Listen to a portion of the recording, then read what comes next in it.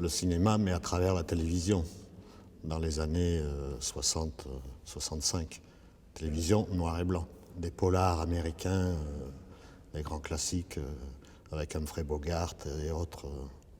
La lumière, enfin la lumière ou l'absence de lumière, et donc le contraste. Et puis tous les plans différents, les contre-plongées, les plongées, les cadrages, plus le plan que l'histoire en fait.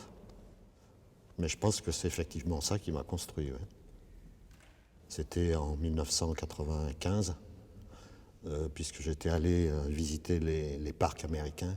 J'avais les 3/4 du temps les yeux derrière l'appareil photo et je voyais plus en fait la vraie vie.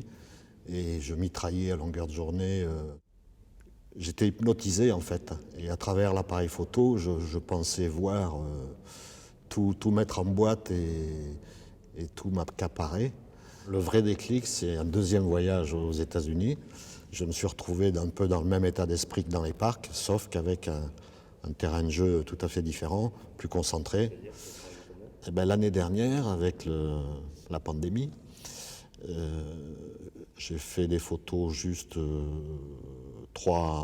sur 3 zones différentes et j'ai essentiellement travaillé chez moi.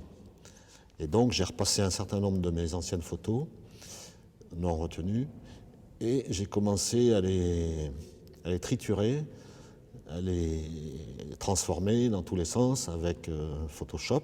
Je me suis rendu compte que c'était surtout la notion de temps qui intervenait dans ces photos. Parce que j'ai été amené comme ça, de fil en aiguille, à faire un petit clin d'œil à Salvador Dali, donc retour à la fois au cinéma et surtout à la peinture, bien sûr.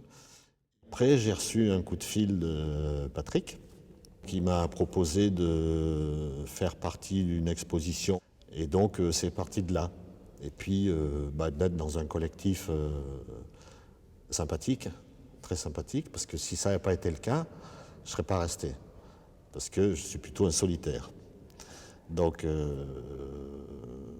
c'est ça en fait. Et puis de pouvoir faire des expositions et montrer ce que je fais. Quelquefois, quand je vois des photos des collègues, je me dis, ouais, c'est quand même autre chose. Moi, je ne fais pas ça.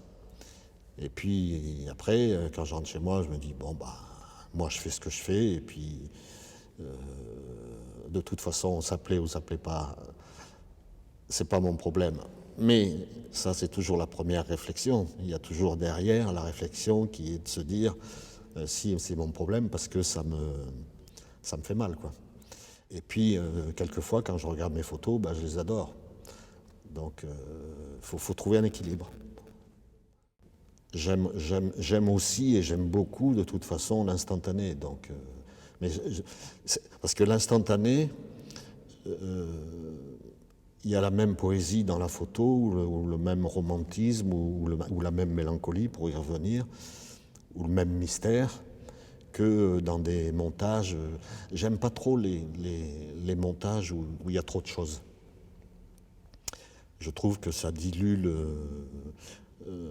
les sensations. Ça augmente peut-être l'intellectuel, mais moi je garde les trois entrées. Le cerveau, le cœur et les intestins.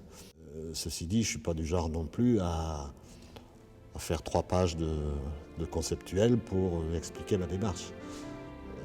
Je préfère que la personne qui regarde ce que je lui propose, ça lui fasse quelque chose.